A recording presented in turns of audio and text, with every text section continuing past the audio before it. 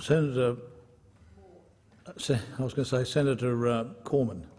Thank you very much, Mr. President, and I'm very keen to participate in the debate on the motion moved by Senator Carr. Just a moment, Senator.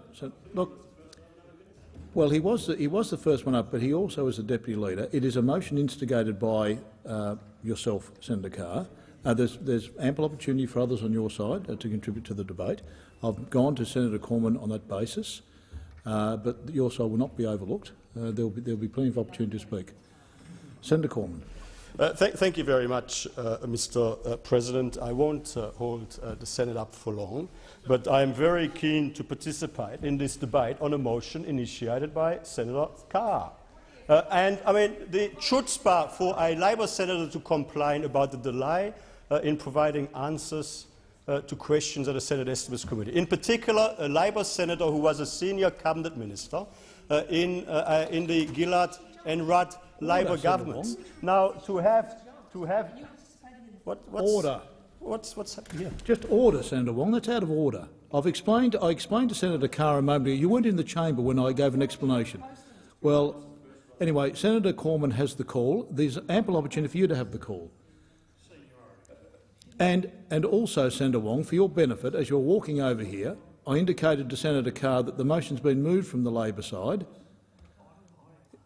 and there's ample opportunity for senators to contribute to the debate. Senator Cormann, you have the call. Thank you very much, Mr. President. Here we see again the Labor Party dysfunction at work, right? I mean, like here we are, two senior shadow ministers at each other's throats. That is what we remember from the Rudd-Gillard Labor government years. We've got a shadow cabinet minister initiating the debate. Here we go. Like here we've got Senator Wong complaining about the fact that I'm participating in the debate on a motion that you initiated. The Labor Party initiated the debate on the motion. Look at this. Look at this. Order. Pause the clock. I won't continue with the debate if we're going to have this level of shouting. Well, it's a filibuster, Mr. President. Well, order. Order. Order. You're going to call the government on order. No, I will not be, and I don't want you questioning. Senator Wong. Senator Wong. There is ample opportunity for anyone who wants to participate in the debate. Senator Cormann, you have the call.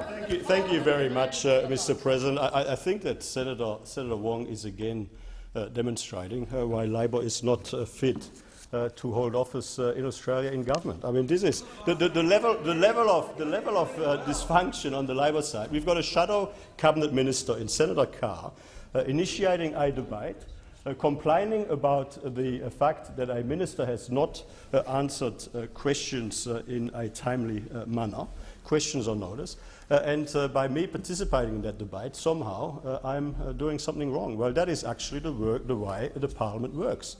The way the Parliament works is if a senator initiates a motion, initiates a debate, which under our standing orders is an open-ended debate, I'm entitled to participate in that debate.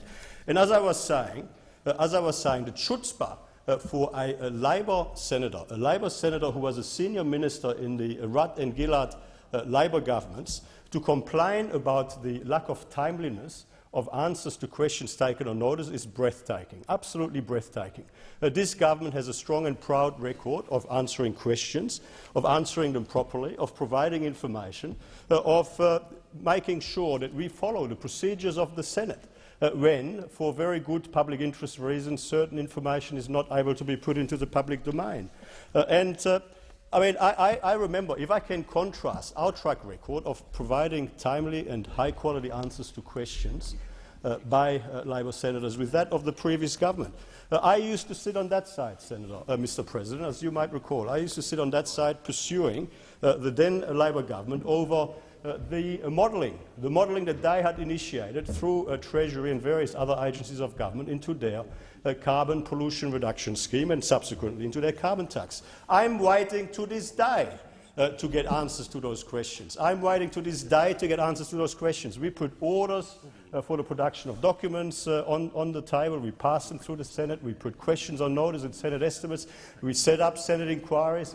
asking questions in the fine hope that we might be able to get an answer somewhere along the way. And as I say, I'm still waiting. Now, Senator Carr, one of the questions that Senator Carr put on notice, I'm just reading here, actually relates to measuring and modelling. This is what we're talking about. This is where he's holding up the Senate. He's complaining about a minister not providing quick enough answers to this question. I'm quoting now from Hansard. This is Senator Carr. Can I just follow up on the question on notice? You have indicated several times, Dr. Marshall, that Australia spends 75% or the US spends 25% on its measuring and modelling. How much does Australia spend as distinct from the CSIRO, and what proportion of Australia's contribution to the measurement of climate change does the CSIRO undertake? Can you provide that on notice? Dr. Marshall said, it is probably better if we take that on notice. We have been searching for those numbers and they are complicated. They are complicated. That is what he was told on the spot during the Senate estimates hearing. And further, Senator Kim Carr then said, you have used the figure several times. I would be very surprised as to what extent. Let me write. I look forward to your analysis of the comparison that Australia spends, and by that I mean the whole country and then a subset of that as a CSIRO contribution. Now, here we've got Dr. Marshall explaining right up front that this is not easy information to identify, but of course he uses best endeavours. He says on the spot that it's not an easy piece of information to put together, that it is complicated, but he will do his best, and of course as quickly as possible that information will be provided. Compare and contrast that with the attempts of the then opposition, year in and year out, day in, day out, week in, week out, month in, month out, when we were asking the then Gillard and Rudd Labor governments to share with the Senate the modelling information underpinning their climate change policies, the modelling information which they had at their fingertips, because they had considered it when making relevant decisions, but which they were keeping secret from the Australian people, which they were deliberately keeping secret from the Australian people, because they knew that if it had become public, the public would have been able to see even sooner that what Labor was proposing in government was not effective policy on climate change, that all it would do was push up the cost of living, push up the cost of doing business, cost jobs, cost investment, without doing anything to help reduce global greenhouse gas emissions. And that is why Labor, in absolute desperation in government, never ever answered that question. So here we've got a situation where many questions were taken on notice by the CSIRO and others during Senate estimates, and in particular here, of course, the motion that we're talking about is the motion by Labor Senator Kim Carr, where he's complaining that answers to certain questions are 19 days overdue. 19 days overdue. I wish I had received answers to my questions 19 days after the deadline. That would have been a great improvement on what was our experience for our period in opposition. Now, Senator Carr also repeated a range of inaccurate assertions in relation to the government's approach to the CSIRO. I'd like to point out, in the context of this debate, to directly respond to the comments that Senator Carr made during his contribution, that this government is providing a record $3.1 billion of funding in the 2015-16 budget forward estimates to the CSIRO.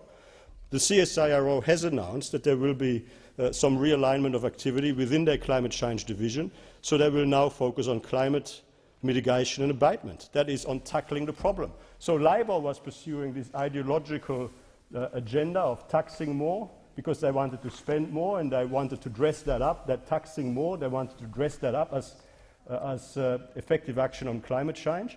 The truth was there was just good old-fashioned Labor socialism. It was taxing more to spend more, and even then, because the taxes weren't enough, they were spending more than they were able to afford, and that is, of course, why Labor left a track record of debt and deficit as far as the eye can see.